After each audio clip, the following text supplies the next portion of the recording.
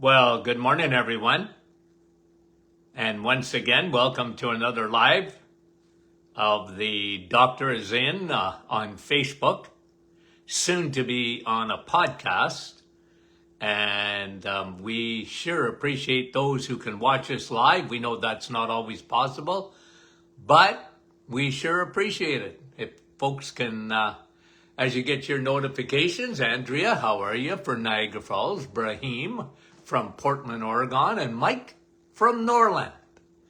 And we appreciate that trinity up at the top. I don't know how they do it. I have no idea, but they do it.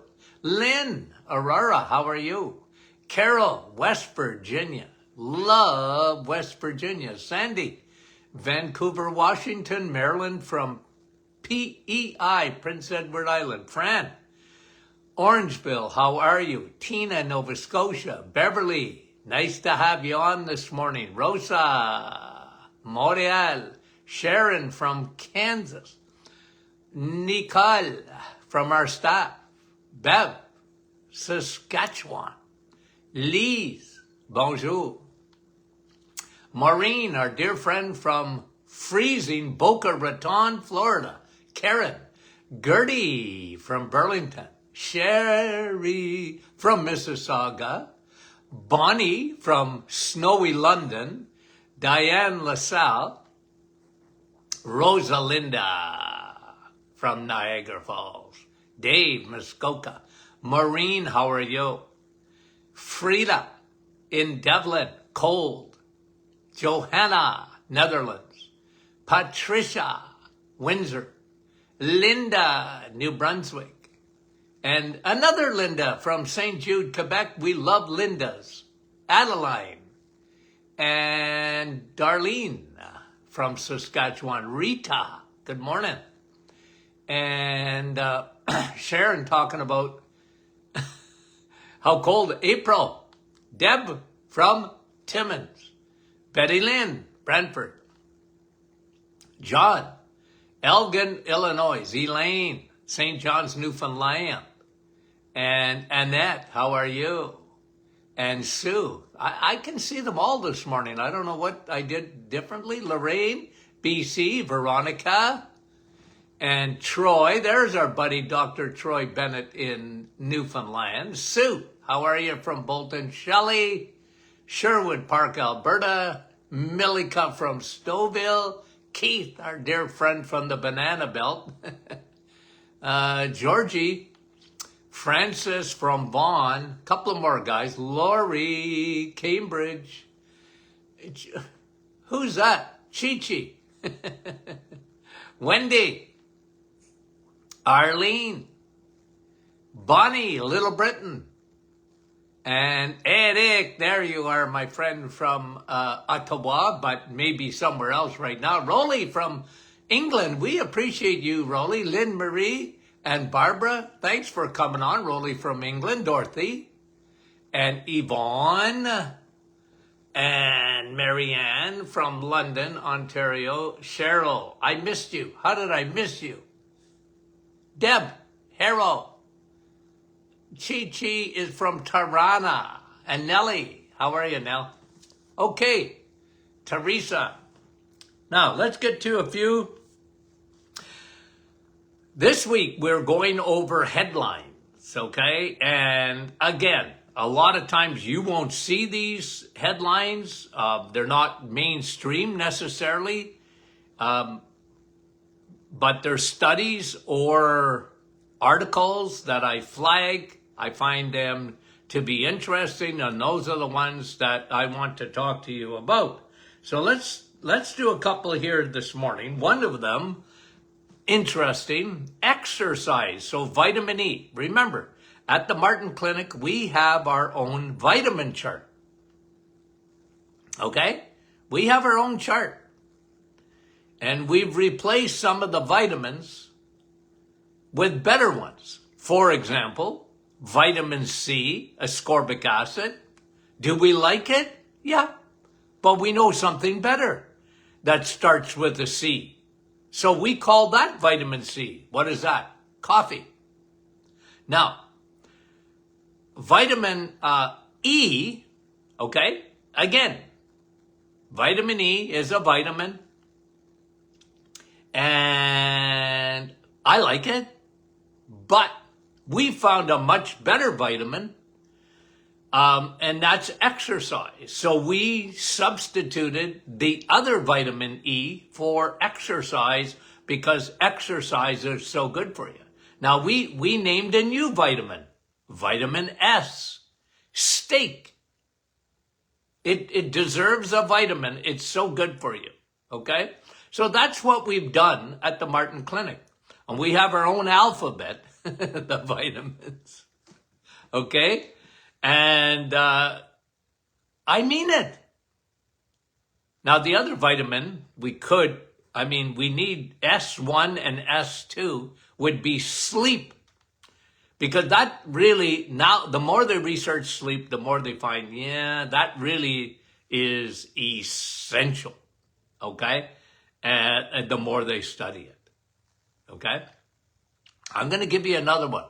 I haven't named this one yet, but I think we're going to. And that is vitamin, it would be S again, or we can give it one that's empty, and that's M. And that would be muscle. Boy, guys, the more we study muscle, the more we realize that that is so essential. Okay, anyway, let's get back to this study that shows exercise. So vitamin E, the real one, beats metformin in pre-diabetes treatment.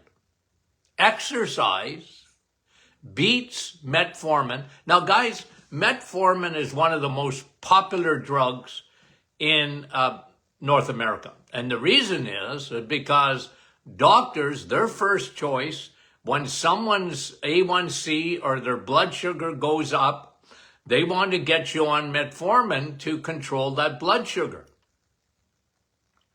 But again, you know our philosophy here at the Martin Clinic. We would rather that you fix it without any medication, and it's very fixable. Very fixable. So if someone, for example, has got an A1C, and in, most physicians, when it gets around 6.1 to about 6.5, they'll say, well, that's pre-diabetes. And I don't want to argue with that because I'm not big on pre-diabetes because I'm a big guy on you're diabetic. Before they diagnose it, guys, they are, again, another saying, you're already diabetic. Diabetes is the last thing that happens, where you officially get the numbers that tell you that you're diabetic. You've really been a diabetic for a long, long time. Okay? A long, long time. So what I'm saying to you, okay, guys, is metformin, which is a drug. Look, I never tell people not to take medication, okay? I can give opinions, but because people are not my patients anymore, well, I don't do that. I just give information, and you got to make decisions with your doctor or whatever. But I can tell you what these studies are showing, that if you get into exercise, it's actually more effective than metformin at controlling your blood sugar. Now, guys, you can't out-exercise a bad diet, okay? You just can't. And I've said that for many, many years. Like, food is first. Choices that you make are first in foods. That comes first, in my opinion, for any condition. See what you're eating, and if you need to change it, and most people do, like I said, 93% of the population have some form of metabolic syndrome, my friend, you need to change your food. But even with people who didn't change their diet, according to this study, vitamin E exercise was better than metformin. One of the side effects of metformin, by the way, are major digestive issues, and you do not absorb B12. That's a big problem. And again, you go to your pharmacist to pick up a prescription for metformin. I can almost guarantee you they do not tell you about those side effects. And they should. They should be saying, listen, you need to be on a sublingual vitamin B12, methylcobalamin. You need to be on this when you're taking metformin. Millions of people take metformin every day, and no one has ever told them that they need B12 too. But they don't know that. And I really am, I don't want to use a bad word. I am disappointed. How's that? I'm disappointed in pharmacists. They should know better. They're always looking for side effects of a medication when you take a supplement with it. Oh, don't take this, don't take that supplement because you're on this medication. You know how many thousands of times I heard, oh, you're taking omega-3? Well, you shouldn't. You're on a blood thinner. Oh, I get migraines. When that omega-3, especially DHA, will protect your blood vessels and actually lubricate your blood vessels, don't take that because, you're on a blood thinner and yada, yada, yada. I'm telling you guys, I can't handle it. It drives me crazy. But when someone goes in and they're taking metformin, they should be told instantly, you know what? Now you're not going to absorb B12. You need to do something about that. But you know what? Doctors have gotten 1,000,000 miles away from B12. 1,000,000 miles. Guys, I've been around for so many years, 50 years now in practice. 50. More. A little bit. No, but seriously. And guys, it's amazing to me. B12 used to be such an important vitamin on the hit parade, even for a physician, back in the 1950s and the 1940s, and even early 1960s. It was nothing for a doctor to give a patient a B12 shot. And today, unless you're dead and you've turned into a corpse, they just don't give B12 anymore. You can get it, but they don't do it. And unless you're seeing an integrative doctor, like, good luck. They don't even B12. I told you this last week. I get a headache. I talked to a physician. I said, did you check this patient's B12 levels? Why would I do that? Oh, because it's important. Your body don't work without B12. Oh, I get uptight. Okay.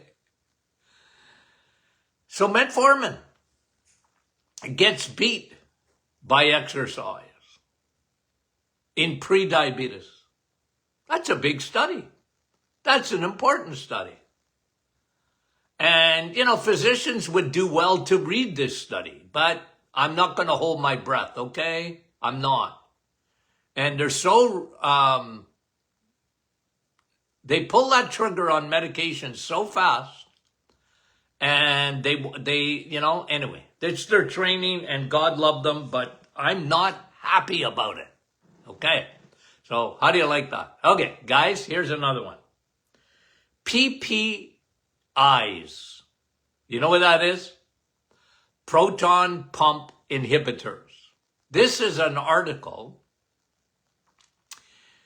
very interesting, that goes over the history of proton pump inhibitors. Now, I brought this to you before in some detail, but this is a newer one, a newer study, a newer article, actually. It's not really a study, but it was a medical journalist who just did a deep dive on PPIs.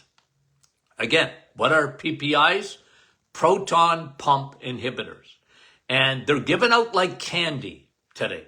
They are so popular because people have so much trouble with acid reflux and esophageal reflux and Barrett's disease, where their valve of the, between the stomach and the esophagus is burning out. And so PPIs have become a they've been around for a while, but I'm going to tell you, this medical journalist goes into some big detail. First thing he says is, first thing, proton pump inhibitors, when they first came out, they were only approved for short time use, meaning a couple of weeks. You got acid reflux, you're getting, that heartburn, and they said, the purple pill and others, we approve them for short-term use, not for long-term use. I don't know what happened to that. You know what, folks? I had hundreds and hundreds of patients over the years that would come in, and our questionnaires always wanted to know their medication with some real detail because we were really, really, really interested in that. Like, what medications are you on? You guys, proton pump inhibitors, how long have you been on this? Oh, years. And I knew back a long time ago that they were just approved for short-term use. You're not supposed to use it, really, even past 2 weeks, because there's too many side effects. Okay? But people, well, doc, if I get off my proton pump inhibitor, that acid reflux comes back. I can't stand it. Well, the point is let's find out first why you've got acid reflux. Let's go over some of that. Why would you get acid reflux in the first place? Now, guys, this is rinse and repeat. You know that. Okay? Number one. The number one reason people get acid reflux, at the end of the day, it's because they're not making enough acidity. What? I'm taking a medication for acid reflux and you're telling me I don't make enough? Yeah, at the bottom line, you're not making enough. Okay, wait a minute. And your body's compensating. And the first thing that I used to look at in my office, the first thing was your diet. Tell me about your food. Okay, well, Dr. Martin, and they were pretty proud of this. I don't eat a lot of meat. I don't eat a lot of eggs or cheese. I eat a lot of vegetables and fruit and salad and maybe a little bit of chicken. And I start my day with oatmeal and whatever. Okay, so we got the diet. And then I used to tell them, well, listen, okay? I'm going to give you a little education on your tum-tum, your stomach. Your stomach was designed to eat meat. Okay? It was designed for it. How do I know that? Well, a human being's stomach ought to be more acidic than a lion. Meaning between 1.5 acidity, very acidic.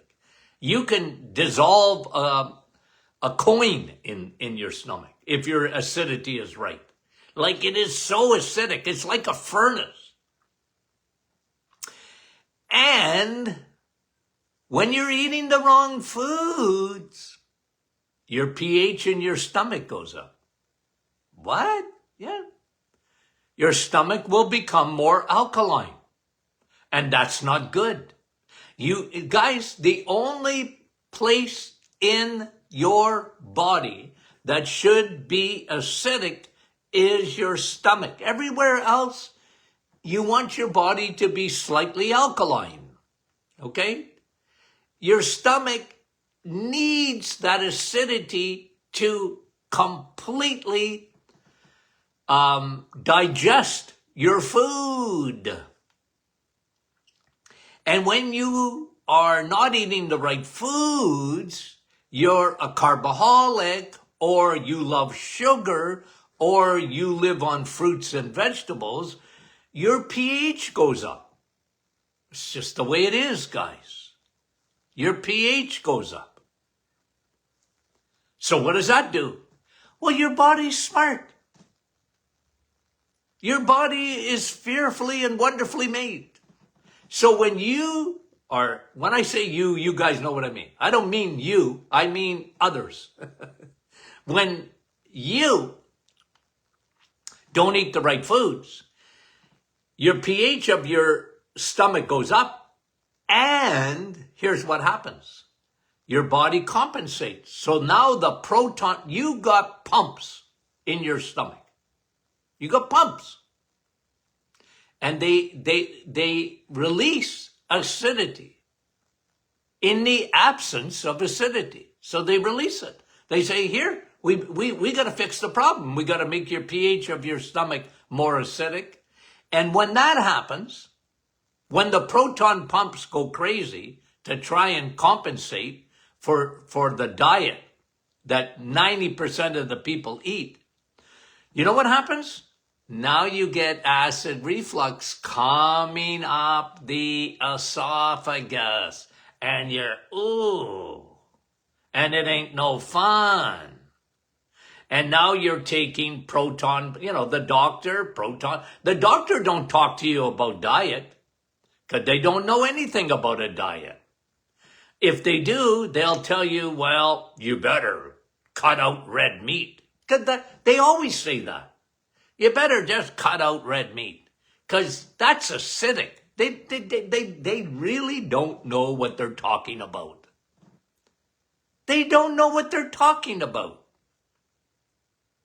So then they put you on medications. And let's say they did. What they should do is, I'm going to see you back here in 2 weeks.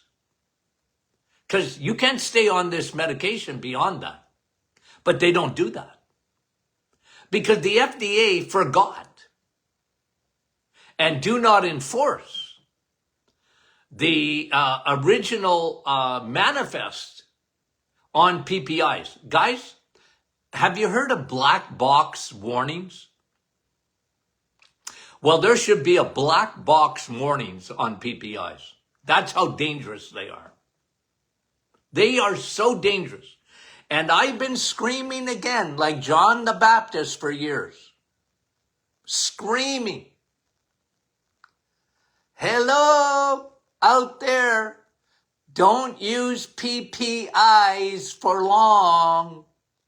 You're going to have major side effects. Let's go over a few. Okay? This is really important, guys. Your stomach needs to be treated with white gloves. No, listen, your stomach is such a big part of your digestion. People, I got bowel problems, Dr. Martin. My stomach, and I'm bloated and whatever. Not your stomach, but your bowel, okay? And I go, yeah, but you got to start with the stomach, man. We're going to, number one, change your diet. We're going to restore that acidity in your stomach. And I'm going to tell you why. You mean, Dr. Martin, you want more? I already got too much acidity. Now you want to give me more acidity? Yeah, I do. Because we're going to fix the problem at the root cause. Okay? We're going to fix the problem. You're going to change your pH in your stomach. You're going to make it more acidic, like a lion's, even more acidic than a lion's. Why? Because you were designed to eat meat. You were designed to eat it like a lion. You know, I've never followed a lion around, but from what I understand, they're not big on vegetables. Like, from what I heard, okay? Like, they're big on meat, okay? They're huge on meat. And they have a stomach that's very acidic, but not even as acidic as yours. Should be, okay? Not even as acidic as that. Let's look at the side effects of PPIs. Okay? Number one. Okay? Number one. I mean, they're all important. Number one, it reduces the proton pump, they're inhibitors of the proton pump. So it reduces your acid, and what happens? Your pH goes up even more. Why is that not good? Because, guys, one of your biggest parts of your immune system, now you may never have heard this before, one of the biggest parts of your immune system is your stomach. What? Yeah, your stomach. Because what happens when you get a bacteria, like a C. difficile, for example, okay? A very difficult bacteria, because it's extremely resistant to antibiotics, okay? That's why they call it C. difficile. And you know where you get that? Primarily in a hospital, okay? The most dangerous place in the world is not the Ukraine, okay? It's not. The most dangerous place is a hospital. Like, and I'm not, hey, come on, I'm not telling people not to go to the hospital if they need it. I'm just telling you, the most dangerous place in the world to go is a hospital. Why? Because of the bugs. They have resisted antibiotics, and we have created a monster, and it's called C. difficile. And the primary place that C. difficile gets killed is in your stomach, if you have enough acidity. That's why people get really bad bugs. One of the reasons is because they're eating the wrong diet. The pH of their stomach has gone up. It's more alkaline than it should be. And guess what? Now you cannot fight bacteria or bugs that come into your body via the stomach. Yeah. And so a big part of your immune system, guys, the big part of your immune system is the stomach. When the pH is at its right level, very acidic. Okay? Number one. So immune system. Number two, guys, where you see your stomach is like a furnace. When it's very acidic, it breaks down, it mulches down your food. Okay, digestion starts in your mouth, by the way, but once it gets into your stomach, that furnace just breaks down your food big time, and it mulches it. And this is really important because that's at the place where you absorb your vitamins, your magnesium, your potassium, your B12. This is a huge issue with B12. Why are people so low in B12? One, they don't eat red meat. And two, they don't have the acidity in their stomach. And you ain't bringing B12 into your body without a good stomach acidity. That's why when you don't have a good stomach acidity, we're always telling people, take a sublingual B12. You don't have to take a B12 shot anymore. You can, but it's not the most effective. This has been proven over and over again. Taking a sublingual B12 okay? A sublingual B12, methylcobalamin, is better than even a B12 shot. Because you're not taking a B12 shot every day, but you can take a supplement every day. And you know what? I'm just going to say this. 93, you know when I say metabolic syndrome, 93% of the population are have metabolic syndrome. Well, you know what? I venture to say about the same percentage are low in B12. They don't have optimized B12. And you need your B12 to be optimized. At least 800. And 90% of the population don't have that number. They're not there. And without B12, remember, B12 is a nerve vitamin. B12 is your brain vitamin. And you can't find it in chicken. And it ain't there. It's not in vegetables. There's not enough in the plant kingdom for a mouse. In spite of what you've been told. It's not true. Okay. Now, so you're not going to absorb B12. You're not going to, without a good stomach acidity, and if you're on PPIs, you're not going to have the immune system that you need. Okay? Guys, even for food poisoning, your stomach knows how to deal. I'm not saying you can never get it, but the more acidity you have, the more you fight anything like a bacteria. It doesn't have to be just C. difficile. Okay? Now listen to this. When you don't have enough acidity in your stomach, when your pH of your stomach is changed, you don't make enough nitric oxide. Now, what's nitric oxide, right? Well, nitric oxide is a little molecule that we make. I didn't even know about this 50 years ago. I didn't even know it existed. Nitric oxide is a molecule that one of its primary functions is to open up your blood vessels. It relaxes your blood vessels, okay? And that's good for your heart and brain, as you can well imagine. Well, when you don't have enough acidity, you don't make enough nitric oxide. And listen to this. According to this paper, heart disease, if you take a PPI, proton pump inhibitor, okay?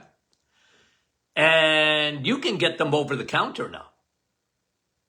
If you take a proton pump inhibitor for over 2 years, your risk of heart disease goes up 30 to 40%. Holy moly. Holy moly. That ain't good.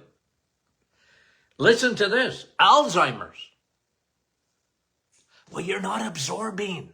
Think of it. You're not absorbing your nutrients. Your brain needs those nutrients. It needs magnesium. It needs potassium. It needs B12. It needs vitamin D. It needs your calcium. You know what I mean? You need that stuff, guys. If you don't break that down properly, your brain is not getting all the nutrients it needs. And what they're saying is a 30 to 40% increase in Alzheimer's if you're on PPIs for over a couple of years. And a lot of people are. Hip fractures. Hip fractures. Jaw deterioration. Hip fractures, which is one of the biggest killers of senior citizens. They fall, they break a hip, and you know what? They're done like dinner, a lot of people. Once they break a hip. And one of the biggest reasons for it are proton pump inhibitors. People are on that. Nobody told them. And now they don't have enough calcium in their bones. And that ain't good. That ain't good. Right?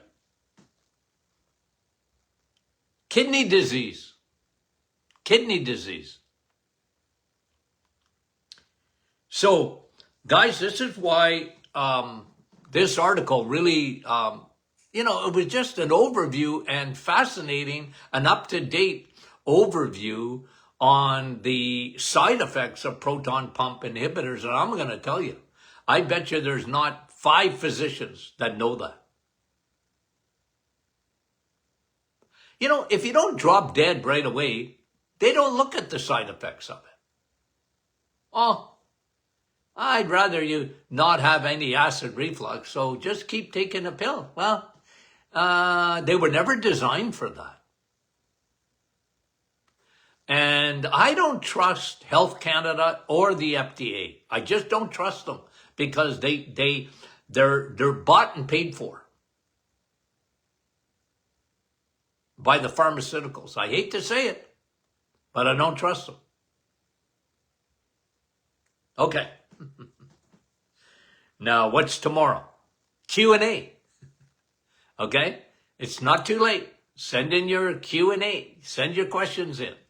And tomorrow we'll deal with your questions. Guys, I was having fun this morning. Okay, we love you guys. Thanks for what an audience we are. And thanks for all the feedback. And ask your questions. Please send them to info@martinclinic.com. If you ask a question here, I don't see it during the program, guys. I really don't.